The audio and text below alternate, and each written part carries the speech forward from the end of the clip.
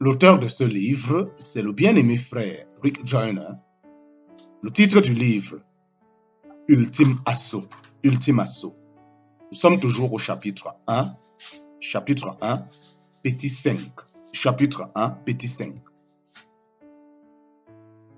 Voilà maintenant ton pain quotidien. Tu n'en seras jamais privé. Tu peux en manger autant et aussi souvent que tu le veux. Il n'y a pas de limite à mon amour. Je levai les yeux vers l'arbre pour voir d'où était venue la voix, et je vis qu'il était couvert d'aigles blancs. Je n'avais encore jamais vu de regard aussi beau et aussi pénétrant que le leur. Ils m'observaient comme s'ils attendaient des ordres. Un des anges me dit, « Ils feront ce que tu leur demandes. » Ces aigles mangent les serpents. Je dis, « Allez dévorer la honte qui entrave mes frères. » Ils ouvrirent les ailes et un vent puissant les souleva dans les airs. Ces aigles remplissaient le ciel d'une gloire aveuglante. Et même à notre hauteur, j'entendais les cris de terreur dans le champ ennemi à la vue de ces aigles. Le roi vient. Le roi vient. Le Seigneur Jésus lui-même apparut au milieu de nous. Il prit le temps d'accueillir chacun personnellement en nous félicitant d'avoir atteint le sommet de la montagne. Puis il dit, « Je dois maintenant partager avec vous ce que j'ai partagé avec vos frères après mon ascension. Le message de mon royaume. Le message de mon royaume. L'armée la plus puissante de l'ennemi s'est enfuie, mais n'a pas été détruite. L'heure est venue pour nous d'avancer avec l'évangile démon Rogom. Les aigles sont libérés et ils viendront avec nous. Nous prendrons des flèches à Tim, à tous les niveaux, mais je suis votre épée et je suis votre capitaine. C'est maintenant que l'épée du Seigneur doit être dédaignée. Je me retournai et vis que l'armée entière du Seigneur se tenait dans le jardin des hommes, des femmes. Je me retournai et vis que l'armée entière du Seigneur se tenait dans le jardin. Des hommes, des femmes, des enfants de toute race et de toute nation, avec toutes leurs bannières flottant au vent dans une parfaite unité. Je savais qu'on n'avait jamais rien vu.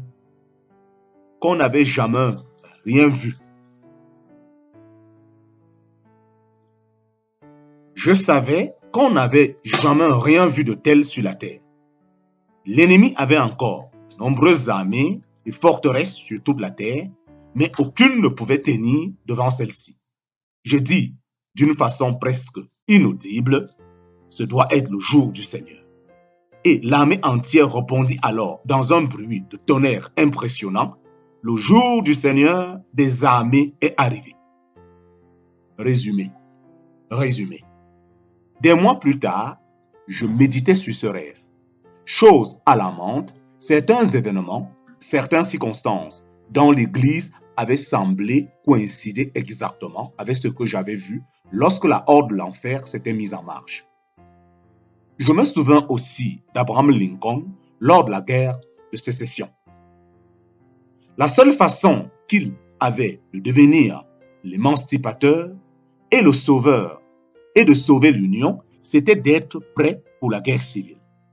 Non seulement il devait engager le combat, mais il devait être résolu à n'accepter aucun compromis jusqu'à la victoire absolue. Il devait aussi recevoir la grâce de faire la guerre la plus sanglante de notre histoire sans démoniser l'ennemi par la propagande.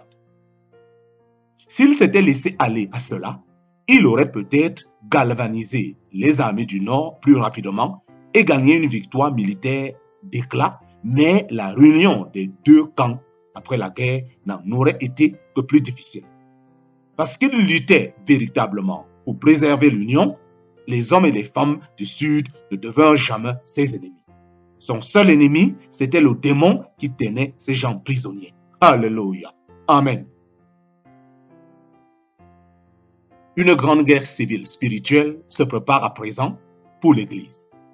Beaucoup feront l'impossible pour l'éviter. Ce que je comprends est même louable. Cependant, le compromis ne saurait maintenir durablement la paix. L'ultime conflit ne s'en trouvera qu'aggravé quand il viendra. Et il viendra. Le Seigneur prépare des chefs qui seront prêts à livrer cette guerre civile spirituelle afin de libérer les hommes. L'enjeu sera l'esclavage ou la liberté. Le second enjeu qui sera majeur pour certains sera l'argent. Exactement comme la guerre civile américaine semblait parfois vouloir détruire la nation entière, ce qui arrivera à l'Église semblerait parfois marquer sa fin. Cependant, comme la nation américaine non seulement survécu,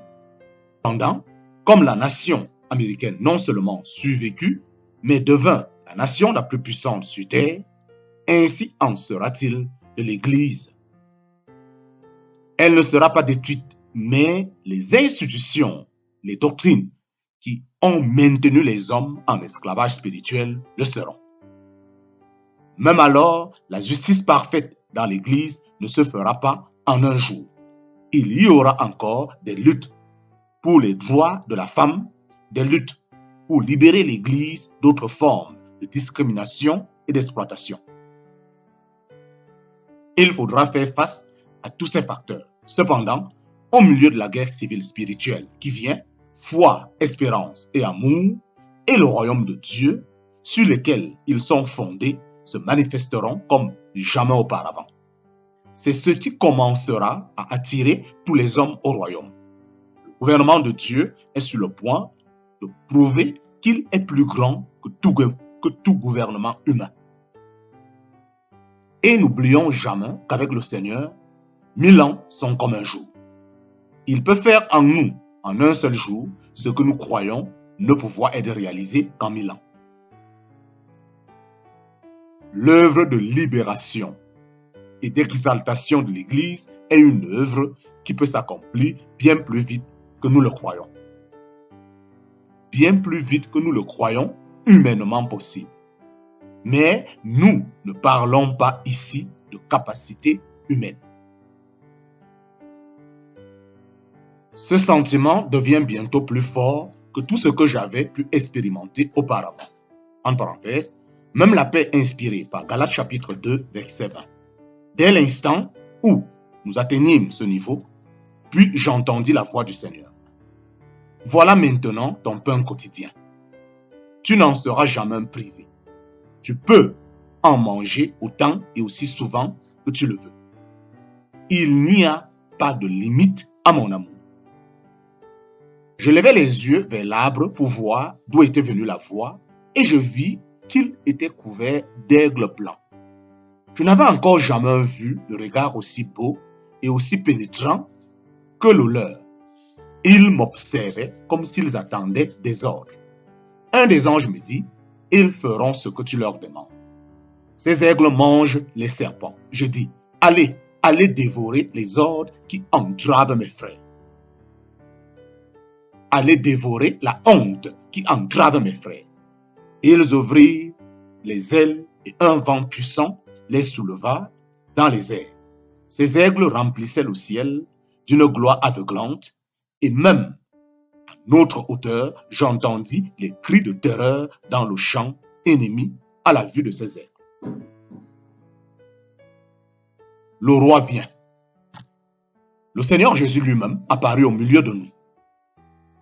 Il prit le temps d'accueillir chacun personnellement en nous félicitant d'avoir atteint le sommet de la montagne. Puis il dit, je dois maintenant partager avec vous ce que j'ai partagé avec vos frères après mon ascension, le message de mon royaume. L'armée la plus puissante de l'ennemi s'est enfuie mais n'a pas été détruite. L'heure est venue pour nous d'avancer avec l'évangile d'Hémorogom. Les aigles sont libérés et ils viendront avec nous. Nous prendrons des flèches à tous les niveaux. Mais je suis votre épée et je suis votre capitaine. C'est maintenant que l'épée du Seigneur doit être dédaignée. Je me retournai et je vis que l'armée entière du Seigneur se tenait dans le jardin. Je me retournai et je vis que l'armée entière du Seigneur se trouvait dans le jardin. Des hommes, des femmes, des enfants de toute race et de toute nation, avec toutes leurs bannières flottant au vent dans une parfaite unité. Je savais qu'on n'en avait jamais rien vu. Je savais qu'on n'en avait jamais rien vu de pareil, de tel sur la terre. L'ennemi avait encore de nombreuses armées et forteresses sur toute la terre, mais aucune ne pouvait tenir devant celle-ci. Je dis d'une façon presque inaudible, ce doit être le jour du Seigneur. Et l'armée entière répondit alors dans un bruit de tonnerre impressionnant, le jour du Seigneur des armées est arrivé. Résumé. Des mois plus tard, je méditais sur ce rêve. Chose alarmante, certains événements, certaines circonstances dans l'Église avaient semblé coïncider exactement avec ce que j'avais vu lorsque la horde de l'enfer s'était mise en marche. Je me souviens aussi d'Abraham Lincoln lors de la guerre de sécession. La seule façon qu'il avait de devenir l'émancipateur et de sauver l'Union, c'était d'être prêt pour la guerre civile. Non seulement il devait engager le combat, mais il devait être résolu à n'accepter aucun compromis jusqu'à la victoire absolue. Il devait aussi recevoir la grâce de faire la guerre la plus sanglante de notre histoire sans démoniser l'ennemi par la propagande.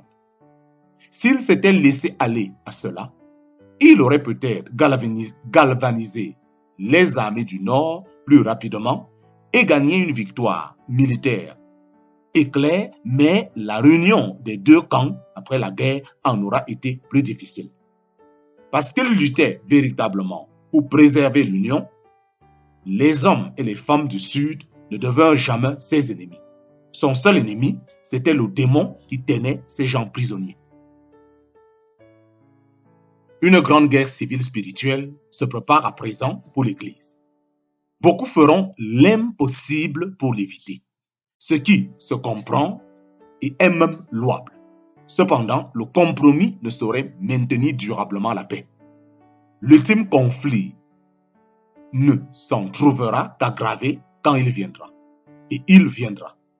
Le Seigneur prépare des chefs qui seront prêts à livrer cette guerre civile spirituelle afin de libérer les hommes. L'enjeu sera l'esclavage ou la liberté. Le second enjeu qui sera majeur pour certains sera l'argent. Exactement comme la guerre civile américaine semblait parfois vouloir détruire la nation entière. Ce qui arriverait à l'Église semblerait parfois marquer sa fin. Cependant, comme la nation américaine non seulement survécut, mais devint la nation la plus puissante sur terre, ainsi en serait-il de l'Église.